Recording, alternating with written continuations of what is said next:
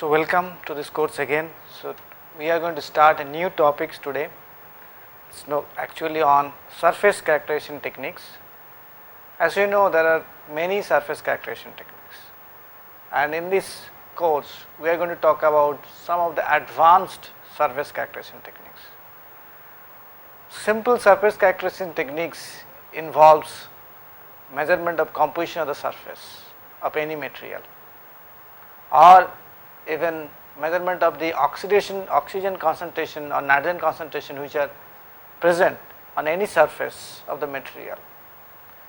In case of material science, they are very important because we know most of the things start happening at the surface. So therefore, surface needs to be fully characterized.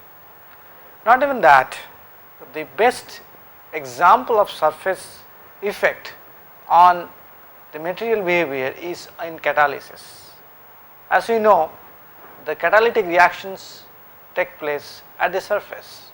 So therefore, surface structure, surface composition, even the atomic electronic state of the atoms at the surface do play a tremendous role in catalysis. So therefore, surface is studied extensively, and because of advent of new techniques, surface characterization has become very important. In this about 9 lectures which I am going to take, obviously we cannot discuss everything of surface characterization. We have to limit ourselves because of time constraint. I am going to discuss several important aspects, but before that let me just give you the reference books. The first reference books is very important. It's called ESCA, Modern ESCA Principles and Practice of X-ray Photoluminescence Spectroscopy. This is by Tony Terry-Bear. It's published by CRC Space. And this one, the next one, is Encyclopedia of Material Characterization, editing by editors by the Bundle and Evans, they are Wilson, published by Butterworth, Henman, Boston. It's also very important book where you can get all the informations. There are many other books available in the literature which you can refer, or even there is a lot of information available on internet, so you can also look at it. So the way outline of this particular chapter or particular portion of the course is made is like this. First I am going to talk, today I am going to talk about importance of the surface characterization techniques. Why do you need surface characterization techniques? This is what we are going to talk today, and then I will talk about other techniques which are involved. First one is the X-ray photoelectron spectroscopy, second one is the Auger electron spectroscopy, and the last one is called secondary ion mass spectroscopy. So XPS is what is called X-ray photoelectron spectroscopy, AES what is called Auger electron spectroscopy, and SIMS what is called secondary ion mass spectroscopy. These 3 techniques will be detailed in this course. Finally, I am going to compare this surface analysis technique so that you can get an idea which technique has advantage in certain aspects over the others. Well, before I go into the detail of these techniques, obviously it is very important to know why do you need to use surface characterization techniques, that too advanced. You know, when in our labs technique facilities are available, we start using it extensively, but that's not the way to do. We need to understand that we need to have information regarding the scientific investigation of any kind of activity on material science. That means whether a technique can be used to divulge scientific information to understand certain phenomena. That's why actually the importance and applicability of the particular technique, experimental technique comes into picture. And one need to really understand it. As the course goes on, probably you are getting and feeling that there are a lot of techniques, we are talking about it, which technique we need to use for what kind of applications is not dealt with. Well, that's what actually I am planning to do it at the end of the course. I will go to give you some examples where a set of techniques are used and a scientific understanding of the phenomena going on during materials processing and application will be talked about it. This one I am going to talk about for copper lead alloys, most importantly the copper lead powder metallurgy alloys, which actually I have talked about this in the first lecture of this course. We know that these alloys are used for bearing applications, so therefore there are certain aspects of microstructure which we need to have in the applications. So most importantly we need to have a duplex microstructure with a homogeneous distribution of softer phase in a hard phase or hard matrix, and therefore hard matrix will resist the wear and softer matrix will act as a lubricant, and that is actually used in the bearing applications. And most common technique which is used to produce copper lead alloys is by casting route, but as you know lead is heavier than copper, much heavier than copper. So if you want to do casting, lead will segregate and create inhomogeneous distribution of lead in the microstructure, and obviously coarse distribution will happen because of the microsegregation, and this is bad. So therefore casting techniques cannot be used for preparation of this bearing alloys, we need to use some other technique. So then people tried with powder metallurgy route, where you mix copper and lead very nicely and then make a gin pellet, sinter it. But if you do sinter normal atmosphere, a problem is oxidation first of all, because in pressureless sintering, those of you who know about pressureless sintering, you just put inside a furnace for a long time at high temperatures, about 600 to 700 degrees Celsius temperature, to sinter it to the optimum density about 90-95% of theoretical density. You start increasing the copper grain size and also start creating the problem of oxidation. So conventional sintering has this problem of extensive grain growth and oxidation, and this leads to inferior properties. So what is the solution? Not only that, nowadays people talk about a lot of things about nanocrystalline alloys. They have excellent properties. In fact, copper is one such material, while nanocrystalline grains of copper can give very high hardness, very high strength. At the same time it can also impart a lot of other advantages in bearing alloys. So that is why actually we started looking at nanocrystalline copper lead alloys. In fact, this is a part of our own research activities. One of my own students have done this work, and we have used a facial sintering technique called splash plasma sintering to produce this kind of microstructures. As you see here, this is a copper 10 weight percent lead, copper 12 weight percent lead, and copper 15 weight percent lead. One can go on increase, but then what will happen is after a certain time the lead will be agglomerated and distribution will not be proper. What you see here is that lead is uniformly distributed in the microstructure. There are few pores present, obviously that is a problem of any powder metallurgy product, but to understand whether we are able to produce nanocrystalline grains or not written, this is what the TM picture. You can see here these grains actually copper, and they are of the order of 80 to 100 nanometers, or maybe little bit higher than 100 nanometers. The diffraction pattern is taken from one such copper grain. This is a micro diffraction pattern taken from one such copper grain, showing it is a copper, not oxide. And you have lead sitting like this, and one as a lenticular lead between the two grains or at the grain junction points, simple junction points. These are where the lead sits. So therefore it is possible to retain the nanocrystalline copper grains, at the same time distribute the lead in a very nice manner. And this kind of microstructures which is shown here is a good candidate for study wear. So we need to do that, and that is what is done, because bearing application means wear and tear, so wear needs to be studied. So once we do this wear for different lead concentration, 12.5, 15, and this is also 12.5, as you see, no, I guess this is 10, sorry, this is 10, 12.5 and 15. So this is 10 weight percent lead, this is 15 weight percent lead, this is 12.5 weight percent lead.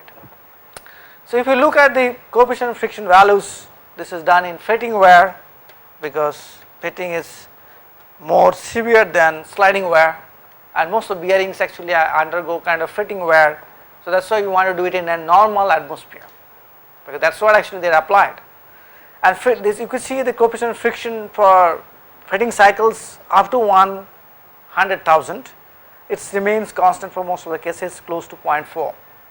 This is again steel ball, this wire test has been done. So the fretting ball is steel. As we know, the coefficient of friction between copper and steel is actually against steel is actually 0.78, 0.8, almost close to. So therefore, we are able to reduce the coefficient of friction extensively. That is the biggest advantage of applying lead. Lead acts as a lubricant and reduces this. So, but what does actually happen in the oxidation in the wear phenomena is not clear now. We only see the friction of coefficient. Now, if we look at the wear surface, then comes the picture, things become clearer. Here I am showing you the uses of scanning electron microscope. As you see here, this is the worn area. You can see lot of cracks, fissures, and you can even see delamination, formation of table layer. And if I take the wear debris, you could see the oxygen present, lead is present there, you can see white color, and copper is present in a delaminated form. So that is what I was seen. This is when the center at 350 and load was 55 Newton. Now it does not even tell you what is happening in the wear process. If you do a Raman spectroscopy, that is where actually spectroscopic techniques comes into picture. I have shown you discuss about Raman spectroscopy. If you use Raman spectroscopy, started saying a lot of oxides present, and this tells us actually the what is called state of atoms. You have seen iron oxide, copper oxide. Iron is coming from steel ball, lead oxides. Now lead has different kind of oxides, PbO, Pb3O4. Well, although it gives you very nice signals, very broad signals in Raman spectroscopy of the oxides, but that may not be sufficient enough to really pinpoint what kind of lead oxides present. That is, what is this electronic state of the lead and oxygen is not clear. That can only be done if we use XPS, that's X-ray photoelectron spectroscopy, and that is done here. As you can see here very clearly, this is the state of the lead of the one such particles on the own surface, and this is the energy level, binding energy. This basically XPS is product between intensity and binding energy. This can be easily fitted with lead 4F state, and in fact I am not going to talk about it, can be even done better, so which I will discuss you detail when I do XPS analysis, XPS discussion. And oxygen is 1S state, so therefore it is PbO, not PbO3O4. That can be confirmed. So one can actually keep on one can use actually these techniques to make the understanding of the whole process very clear. That is what has been done. To understand the wear mechanism of this nanocrystalline copper lead alloys, we need to use these spectroscopic techniques, both surface characterization, surface advanced characterization techniques, and also bulk, to know what is happening there. So it is an oxidative wear which takes place in the copper lead alloys when you use in normal atmospheric pressure. Now detail of these works are published now, one can look at literature from our group, but obviously oxidation means a host of oxides, lead oxide, iron oxide, copper oxides, they are very hard. So what is the actual effect of that, of these oxides on the wear behavior is very interesting thing.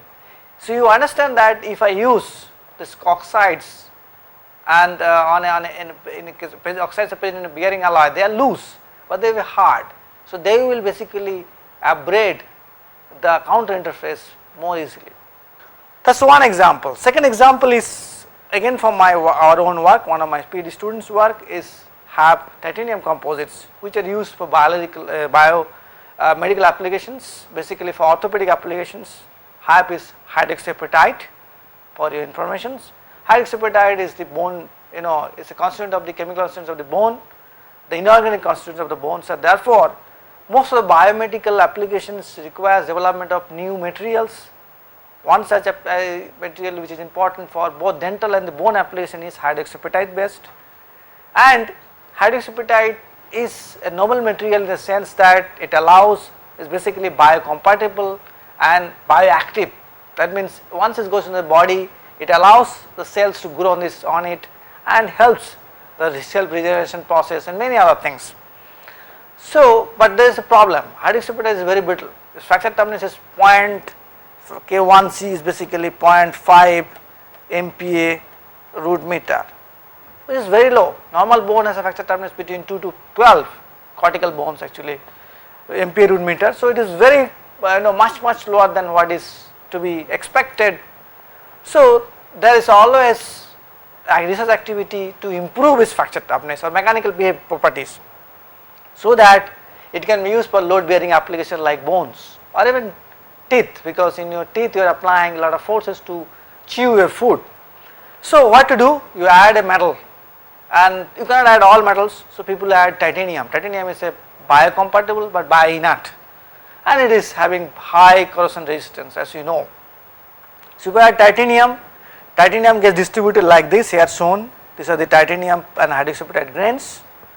So once you put this hydroxyapatite titanium composites inside your body, it comes in contact with the body fluid, and as you go on doing our daily activities, it undergoes wear and tear.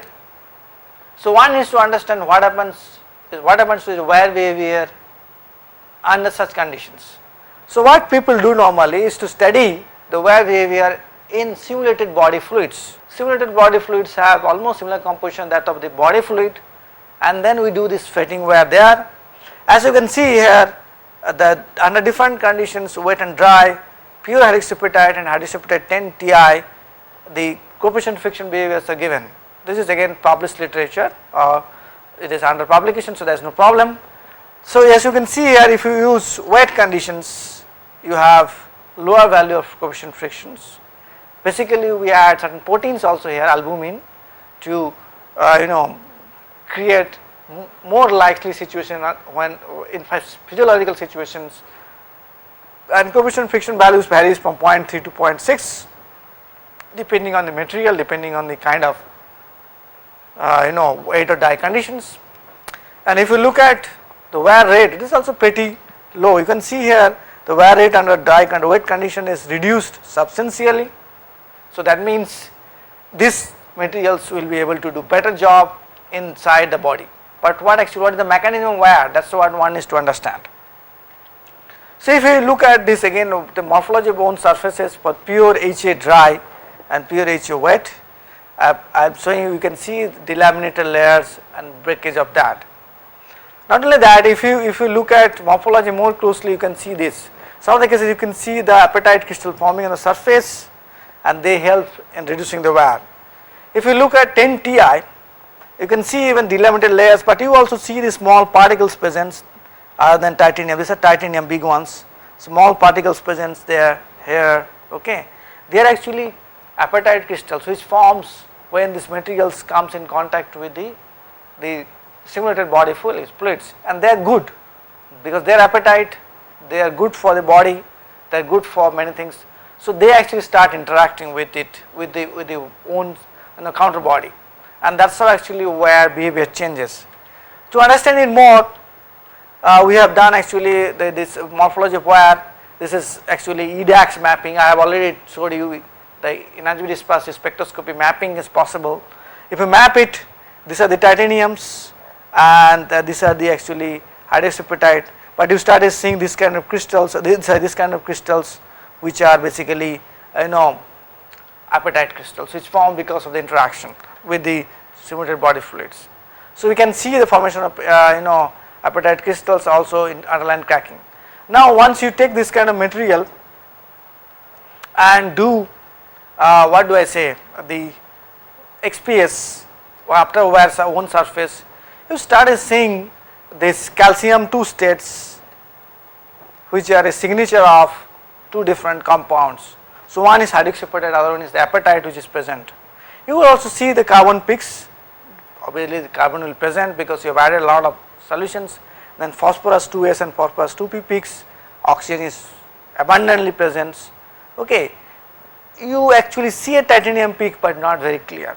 So therefore the presence of apatite crystals are very clear by doing this SPS. As I have been telling you, this crystal actually formed during this process of wear changes the wear mechanism much because it is forming a layer on the surface of the material, and then the contact between the counter body and the surface is no longer there, new contact develops, and that is how wear behavior changes.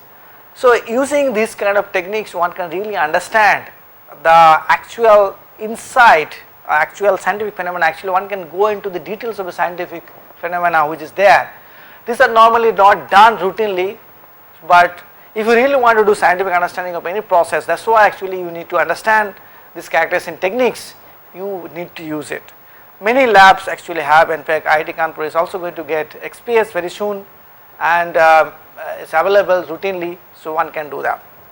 Well, the third example which I am going to give is from my own PhD work, that is on iron germanium 25% germanium laser ablated thin films.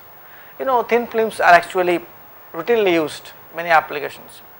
We wanted to understand, if I take iron 25% germanium alloy and form a thin film by laser ablation, which is very well known technique, what kind of structure develop.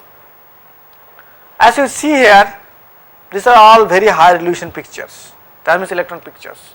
The reason actually I am bringing you all these things is that I have already taught you high resolution transmission electron microscopy, various spectroscopic techniques, and I want to bring them together and make you that this, you know, why we need to use surface characterization techniques to decipher the scientific insights of these processes or these structures.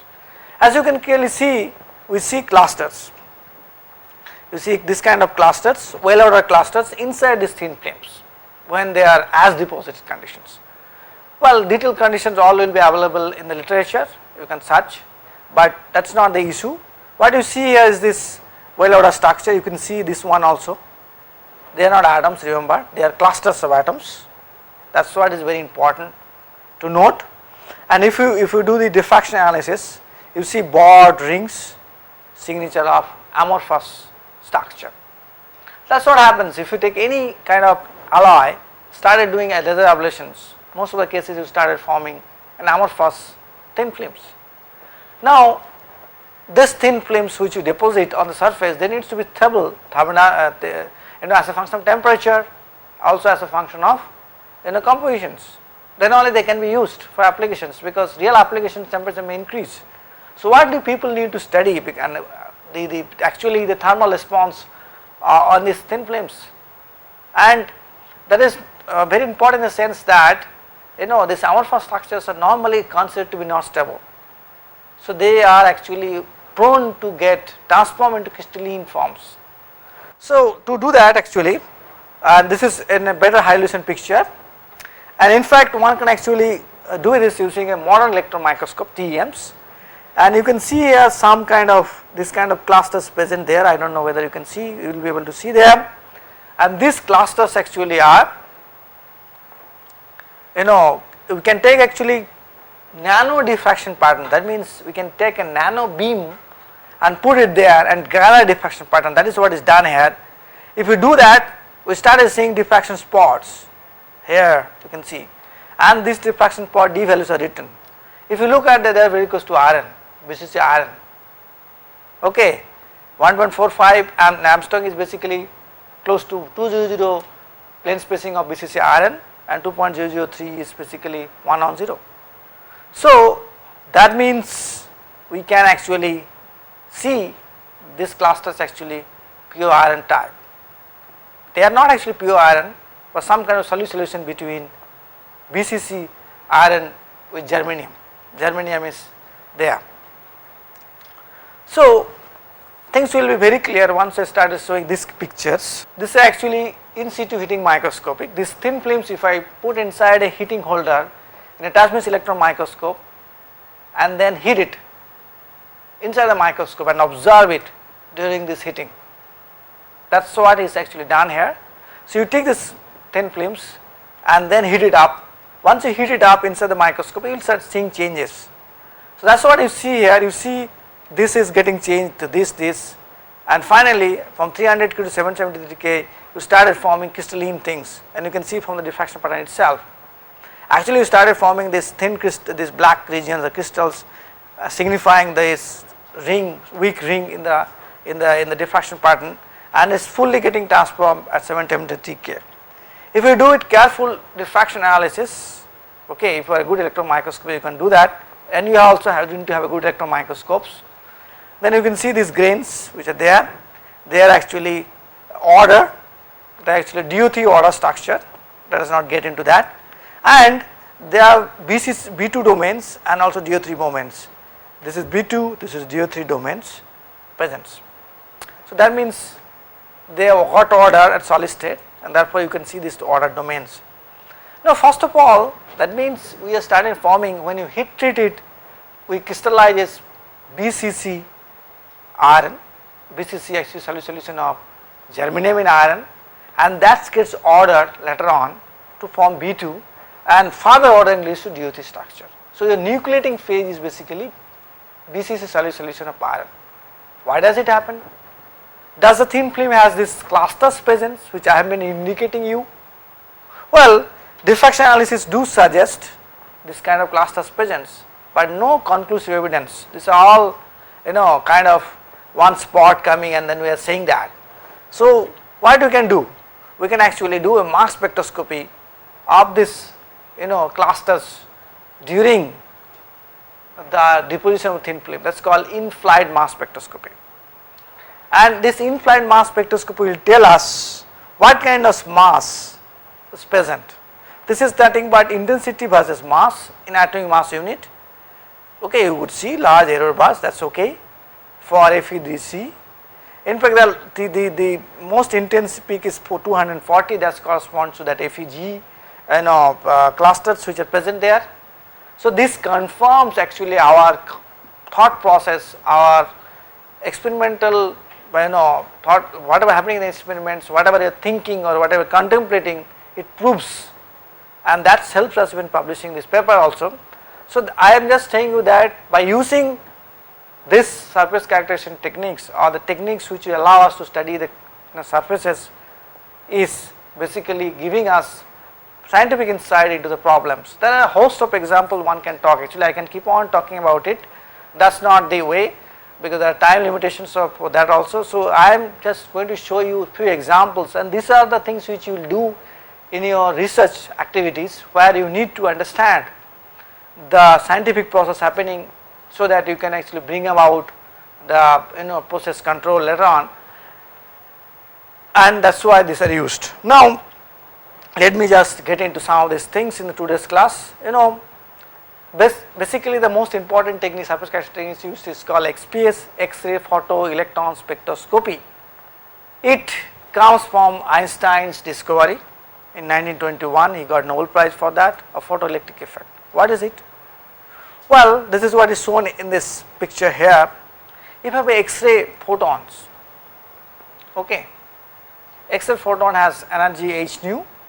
Nu is the frequency, h is the Planck constant. It falls, allowed to fall on an oxygen atom. What is going to do? It has a very high energy. It is going to knock out an electron from the inner cell, 1s cell. 1s cell had 2 electrons. It is going to knock out 1 electron, and this electron comes out. Now this electron has a specific energy.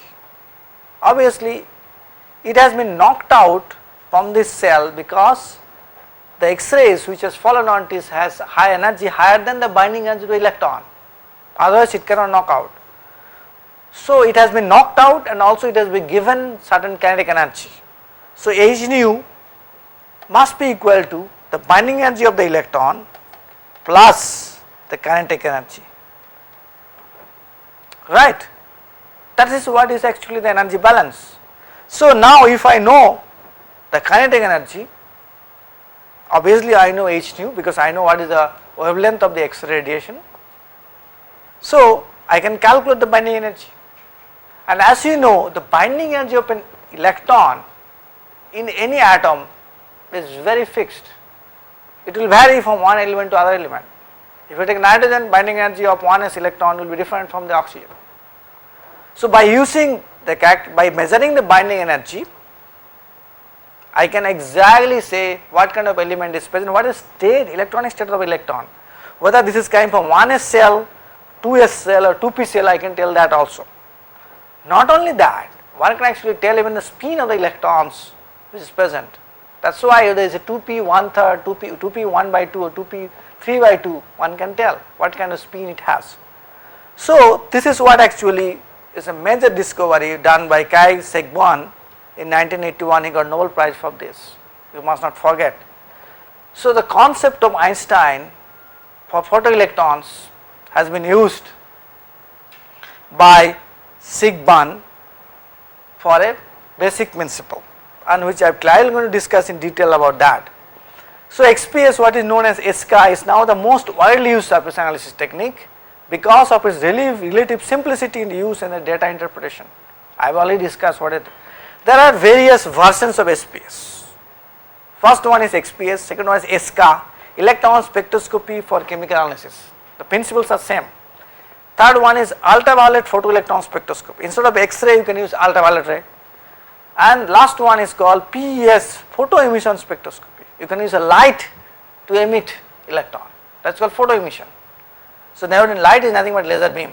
Helium neon laser can be used to, or any other laser actually which wavelength comes in the light in the visible range can be used. So there are a host of techniques. The most important ones are these two, which we are going to discuss in detail. Well, again to tell you details of that, okay, because we are starting off, as I have discussed, this is what is going to happen. Kinetic energy of electron is going to be h2 minus Eb plus phi. Phi is the work function. Well, to modify it, so therefore this is the suppose binding energy. This is 1s, 2s, 2p, 3s electrons, and suppose a photon comes in terms of X-ray or in terms of ultraviolet or in terms of light photon, and then it emits, it ejects an electron from this 2p cell, and this will become a photoelectron. So it has to go above the Fermi level, and then if it has more energy, higher energy than the work function, it will go even above the vacuum.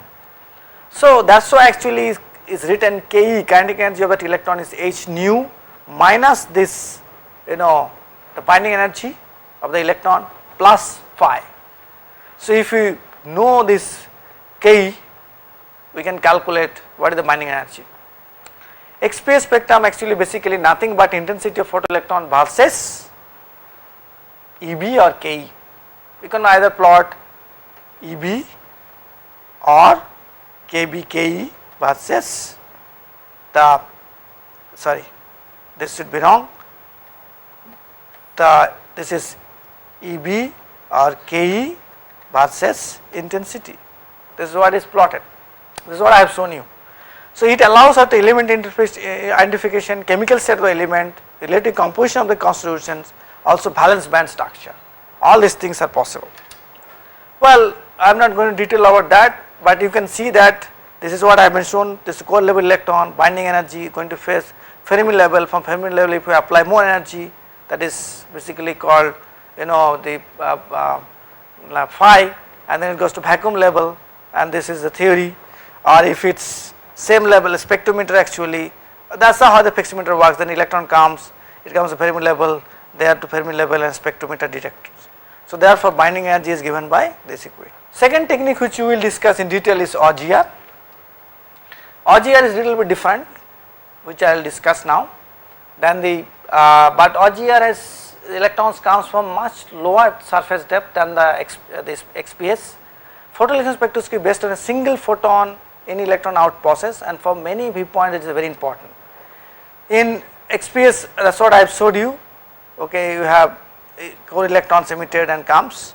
In OGR actually what happens, you emit, you have a photoelectrons emit, so you have a photon coming, emit and core electrons, and these electrons actually hit another electron in the outer cell, and the electron from the outer cell get ejected. So therefore the electron which is coming out because of this process has much lower kinetic energy, and therefore it can only come from the surface of the material, it cannot come much lower, larger depth. So therefore exact surface probing is possible by using OGR. Okay, and this is and one can actually calculate the kinetic energy, binding energy of the electron, and then use it for many purposes, and that's what is done in OGR.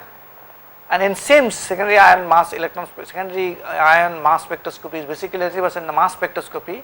In SIMS actually what is used is basically a helium ion source, and this helium ion source then reject some ions inside the sample and we detect the mass of those ions, and that is why it is called secondary ion mass spectroscopy.